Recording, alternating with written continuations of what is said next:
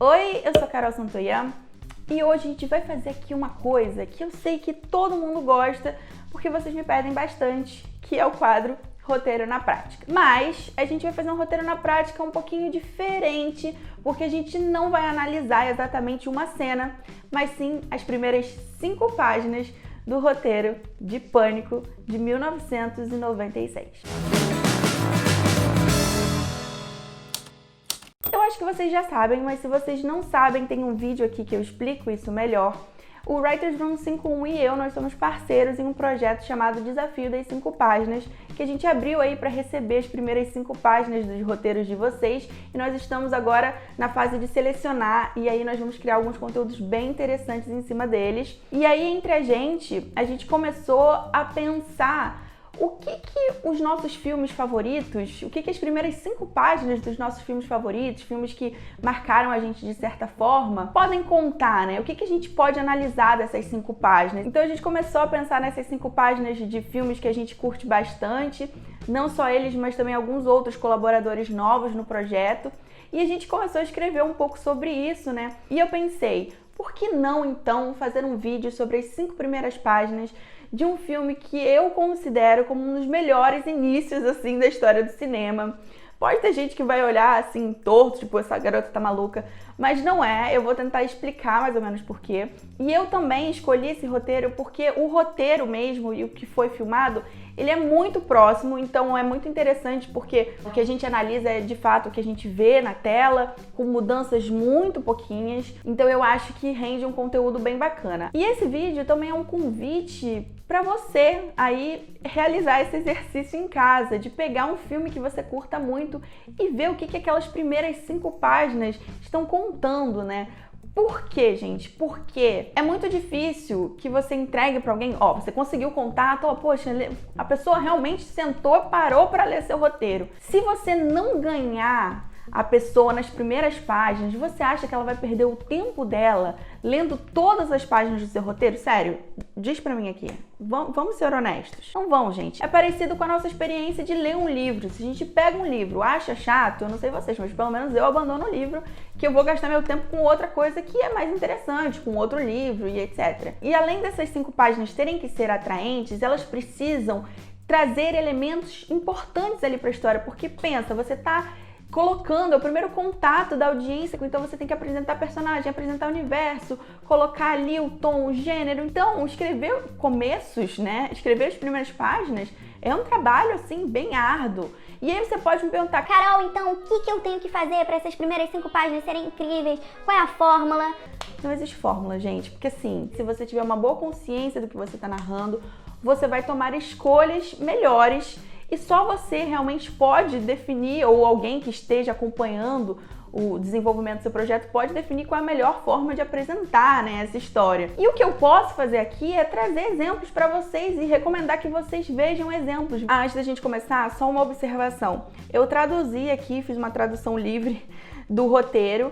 Eu vou deixar aqui embaixo a versão original. Se for possível para você ler na versão original, eu recomendo bastante, tá? Aqui pra gente conseguir ter um entendimento melhor do conteúdo, obviamente eu trabalhei com uma tradução, mas confira o original, é sempre mais interessante. Em um telefone tocando, uma mão alcança o telefone e leva-o ao rosto de Casey Becker, uma garota jovem que não passa de 16 anos, um rosto amigável com olhos inocentes. Casey, oi, voz de homem, ao telefone. Oi, silêncio. Sim, homem, quem é? Bom, tem várias coisas que a gente já pode falar aqui nesse começo. A primeira coisa é que, pela nossa experiência, já acostumada, achando que a gente vai sempre já ver o protagonista, a gente meio que associa a Casey a uma protagonista. Não necessariamente o protagonista precisa ser o primeiro personagem a aparecer, tá? Pelo amor de Deus. Mas é que a gente tende a achar que ela é porque ela está aqui primeiro. E isso vai ser importante porque a história vai jogar com isso e a gente vai entender. E aí vai rolar um diálogo que aparentemente ele é muito corriqueiro. Inclusive, eu tenho um vídeo aqui sobre diálogos e eu sempre falo, gente, não começa uma chamada de telefone, tipo, oi, tudo bem? E é exatamente, praticamente, né, isso que acontece aqui. Mas aqui tem um outro contexto. A gente vai progredindo em uma tensão. Então é importante também a gente perceber isso. Também outra coisa que a gente já consegue notar nessa parte é como eles estão formatando, né, essa conversa telefônica. Se vocês quiserem, me deixa aqui embaixo, a gente pode pensar em um vídeo sobre conversas telefônicas. Existe uma outra forma de fazer isso, se for no caso da gente ouvindo a voz de quem está no telefone, que é colocar o voice-over. Aqui a gente entende que ele coloca a voz de homem ao telefone e depois ele volta só botando o homem. Do jeito que é construído, a gente consegue entender que esse homem, na verdade, é a voz da ligação. Aí volta. Casey, sim, o homem. Quem é? Casey, com quem quer falar? Homem, que número é esse? Casey, que número você está tentando discar? Homem, não sei. Então a gente vai ter esse primeiro momento da conversa que a gente não sabe muito bem aonde vai chegar, mas aparentemente foi uma chamada errada, que não era para ela. A Casey vai falar, eu acho que você ligou pro número errado. Aí o homem, liguei? A Casey, acontece, relaxa. Clique, ela desliga o telefone. A câmera, não é muito legal a gente botar a câmera, sabemos disso, mas aqui a gente tem a câmera revela Casey em uma sala de estar sozinha. Ela sai da sala e segue para a cozinha. É uma boa casa, chique. Interessante a gente notar como ele está descrevendo as coisas. Ele não perde muito tempo descrevendo minúcias. Você vai ver que essa escrita ela é muito pontual, assim. Ela só vai colocar, ela só vai descrever realmente o que for muito útil para o desenrolar da sequência. E aí é também interessante, nessa primeira página, a gente pensar que a gente sai do telefone, e aí, do telefone, a mão alcança o rosto, a gente vê quem é. Quando ela desliga o telefone, que a gente vê onde a Casey está localizada, a gente vê melhor a casa dela. Aí o telefone toca novamente. E aqui o roteiro indica que é interior cozinha. Nesse caso, ele não tá na cozinha, tá, gente? Ela continua na sala. Mas tudo bem, a cena continua igual. A Casey pega o telefone. Oi. Aí o homem, desculpa, acho que liguei pro número errado. E tipo, a gente já começa a achar estranho, tipo, gente, mas se ele ligou pro número errado, por que ele tá ligando novamente? Aí a gente já começa a ficar com uma pulguinha. E aí ela faz exatamente essa pergunta que eu pensei. Então, por que ligou novamente? Ele vai falar, pra me desculpar. Aí ela fala, está desculpado, tchau. Aí o homem, espera, não desliga. Ou seja, ele quer papo. Casey para em frente a uma porta de correr de vidro. Está muito escuro lá fora. Outra coisa que também é muito importante. Então, assim, quando ele para dar esses detalhes sobre a casa, sobre onde a Casey está exatamente, é porque isso é bem importante para a construção da tensão. Então essa porta de vidro de correr é muito importante, até porque sendo de vidro dá uma certa vulnerabilidade, né? Então é uma porta que é necessária depois pra gente enxergar o quintal. Aí a Casey vai falar, o quê? Aí ele vai falar, eu quero falar com você rapidinho. E ela desliga. Então a gente saiu dessa chamada que estava errada para um cara que tá estranho, ligou de novo porque ele quer falar com ela e a gente não sabe exatamente por quê. Então a gente já tá curioso para saber qual é que tá rolando. Claro, os elementos do gênero já estão bem evidentes e eles vão ficar mais evidentes agora na próxima cena, porque a gente vai ver a casa da Casey do lado de fora. Então a gente vai ver exterior, casa de Casey, noite. A gente vai ver onde essa casa está localizada.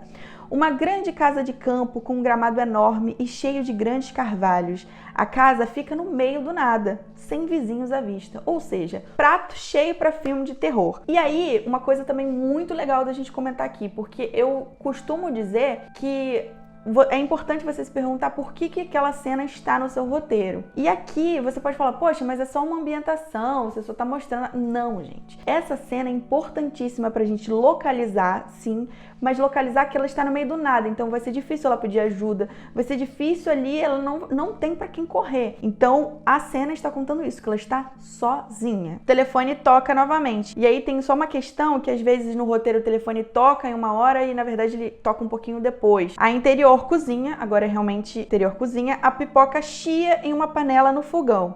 Casey cobre a tampa e pega o telefone. Essa pipoca é muito importante porque ela quase que faz uma marcação ali das viradas, sabe? Ela sempre aparece em momentos oportunos e ela é um elemento muito importante para a construção dessa sequência. A Casey, alô? O homem, por que você não quer falar comigo? Aí a gente já pensa, gente, esse cara é bem insistente, né? Casey, quem é? O homem, se você me falar seu nome, eu te digo o meu. E aí, primeira vez que ele fala isso. Casey mexendo a pipoca também é uma ação importante? Acho que não. Que barulho é esse? Ou seja, o barulho da pipoca. A pipoca tá inserida ali porque ela vai trazer à tona uma das principais, assim, questões do filme, que é falar sobre outros filmes dentro do filme, essa brincadeira aí com a metalinguagem. Aí a Casey sorri, brincando de forma inocente. O roteiro, ele sempre coloca ela como essa mulher inocente. Casey, pipoca. Aí o homem, tá fazendo pipoca? Aí ela, arranjou uma brecha pra puxar um assunto. O homem, eu só como pipoca no cinema. Casey, tô me preparando para ver um filme. O homem, sério? O quê? A Casey, é um desses filmes de terror. O homem, você gosta de filmes de terror? A Casey vai falar que sim, ela gosta. Então assim, a gente entende que esses personagens, eles conhecem os filmes de terror, eles conhecem todos os clichês, um desses filmes de terror é um ponto importante também. E aí ele vai perguntar, né, a pergunta clássica, qual o seu filme de terror favorito? Isso está aqui, tá, gente?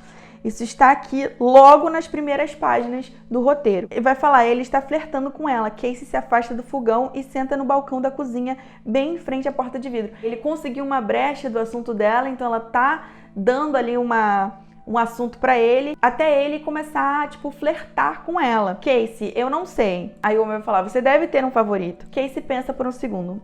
Halloween, você sabe? Aquele com cara com a máscara branca que persegue as babás. Qual o seu? E olha só que interessante, a gente vai ter a menção a um filme, né? Um marco dos slashers, que é o Halloween. E aí a gente vai ter esses personagens novamente reforçando que eles conhecem, que tem a cultura de assistir filmes de terror, especificamente slasher. E aí ela fala, o cara da máscara. Então tá falando sobre traços específicos, né? Elementos bem característicos dos filmes. Aí ela vai perguntar qual dele. Aí o homem, adivinha. E aí a Casey, A Hora do Pesadelo. Aí o homem, esse é aquele que o cara tinha faca nos dedos? A Casey, sim, Fred Krueger. É muito legal isso, porque a gente for pensar depois no filme, e eu não me aguento porque eu fico pensando, a gente vai perceber que quais são as características, marcantes do Ghostface. É a máscara e as facas. Então aqui ele tá pegando os elementos já de filmes que são icônicos, né, do subgênero. Aí o homem vai falar, Fred, isso mesmo. Eu gosto desse filme, dá medo. Aí a Casey, o primeiro dá, mas o resto é ruim. Aí o homem, você tem namorado? A Casey, rindo. Aí ela já entrou no jogo dele, né? Casey, rindo. Por quê? Você quer me levar pra sair? Aí o homem, talvez. Você tem namorado? Ele insiste. Não, você não me contou o seu nome. Casey sorri, mexendo no cabelo. Não é bem isso que ela faz, mas dá a entender. Por que você quer saber meu nome? A Casey pergunta. E aí vem a parte. Homem vai responder, porque eu quero saber para quem estou olhando. E é muito interessante porque essa é a 5ª página no roteiro. Então na 5ª página a gente tem uma evolução até chegar a uma mudança realmente de tom ali, porque até então parecia uma coisa inocente, uma brincadeira. Claro, a gente já sabe que a gente está assistindo um filme de gênero, já tem vários elementos aqui que nos indicam isso.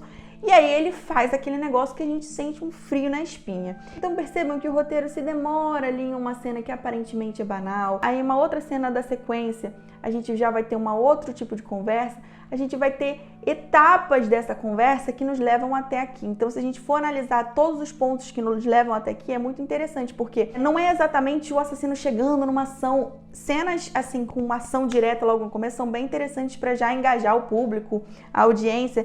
Mas aqui é mais interessante ainda porque ele constrói toda a tensão, né? Não é só o gore, não é só aquela cena do assassinato, ele constrói, porque essa tensão, né, essa brincadeira psicológica do assassino é uma marca fundamental, é uma marca de pânico. E aqui ele tá mostrando exatamente tudo que o filme é. Essas primeiras páginas, elas mostram o modus operandi desse assassino. E aí vamos continuar, porque aqui a Casey já ficou bolada. E aí a Casey se gira como um raio para a porta de vidro. Obviamente ela fica meio tensa, quem tá me vendo, para quem eu tô olhando. Essa sensação, né, que ela tá vulnerável, né, já começa a tomar conta dela, reforçada exatamente por esses elementos que foram plantados, né, da porta ser de vidro e etc. E aí a Casey, o que você falou? E aí ele vai se fazer desentendido. Eu quero saber com quem estou falando. Casey, não foi isso que você falou. Homem, o que você acha que eu falei? E essa última 5ª página vai terminar com ela ligando, né? Casey liga a luz de fora, a luz ilumina todo o quintal, seus olhos examinam a área, mas está vazio, não há ninguém ali, ela apaga a luz. Tá vendo? Também não é agora. Aí a pipoca estoura. A Casey fala, eu tenho que ir. O homem, espera, achei que iríamos sair juntos. A Casey, não, acho que não. O homem, não desliga na minha cara. Então aqui é muito interessante porque ele poderia, por exemplo, entrar agora e também não é o momento. O roteiro dá mais tempo e isso a gente faz que a gente querer continuar lendo, né? Essa sequência inicial, ela é gigante. Gigante também não é a palavra exata, mas ela é bem grande, ela leva assim umas 20 páginas do roteiro. Então ele tem assim uma sequência bem fechadinha. Ele é praticamente uma síntese, né? Praticamente um resumo do que é o filme. Todos os elementos, como esse assassino age, tá tudo ali. A questão da metalinguagem, que pra mim é a base do filme, está ali, porque quando o Pânico surge, ele tem uma questão, né? Vinha de uma época que a gente teve aí várias franquias, vários filmes que também, a gente tem filmes icônicos, mas filmes que não deram nada certo, e aí começa a fazer 1, 2, 3, 4, 5, 6, 7, 19, 25, e aí todo mundo já sabia tudo que ia acontecer. E aí eles pensaram, não, aqui a gente vai fazer com que os próprios personagens saibam as regras do jogo. Então a gente vai trabalhar o fato dos clichês serem conhecidos por todo mundo também dentro da história. E isso é muito bom, porque isso está nas primeiras 5 páginas. E também, para mim, essas primeiras 5 páginas, ela é uma aula, assim, de como você constrói essa tensão. A gente demora, a gente vê como é a casa, a gente entende, tem uma ligação de telefone que aparentemente não faz muito sentido, mas ela faz sentido, porque tudo está aqui para criar essa tensão, para contar essa história e para apresentar o universo de Pânico. E, gente, assim, tá tudo aí. A opção de começar mostrando o assassino, né, em ação é muito inteligente, porque se a gente for pensar no Slasher, o Slasher é um filme, né, de serial killers, e aí é isso, eles vão matando até que tem uma final girl, né, uma personagem final que sobrevive. O clichêzão máximo é isso. E aqui a gente já tem o assassino já mostrando quem ele é. Essa apresentação não é a apresentação da Casey, não é sobre ela, mas a gente precisa dela pra gente sentir realmente que esse assassino é um negócio tenso, pra gente sentir medo dele. Então, provavelmente, a próxima vez que ele aparecer, que um telefone tocar, a gente já vai ter essa experiência. E essa abertura, ela é tão forte, assim, você lendo o roteiro, ela é tão boa, que a Drew Barrymore, ela foi cotada, na verdade, pra ser a Sidney, não para fazer a Casey, mas ela quis fazer a Casey porque ela se apaixonou por essa abertura. Então eu espero que vocês tenham gostado desse vídeo. Fica aí o meu convite para vocês lerem as primeiras 5 páginas dos filmes favoritos de vocês analisarem. Pode escrever aqui para mim que eu vou adorar nos comentários. E se você não é inscrito nesse canal, por favor, se inscreva, pois ajuda muito esta humilde produtora de conteúdo. Não esqueça de me seguir no Instagram, @carolsantonha, porque eu também posto conteúdos exclusivos de roteiro lá, tem vídeos também, temos live toda semana. Não esqueçam também de seguir o Writers Room 51 nas redes sociais para acompanharem aí os projetos. E a gente se vê aqui semana que vem. Muito obrigada por estarem até aqui comigo. Um beijo. Tchau. Não é possível. O telefone nunca toca. Só tá tocando agora. Uai.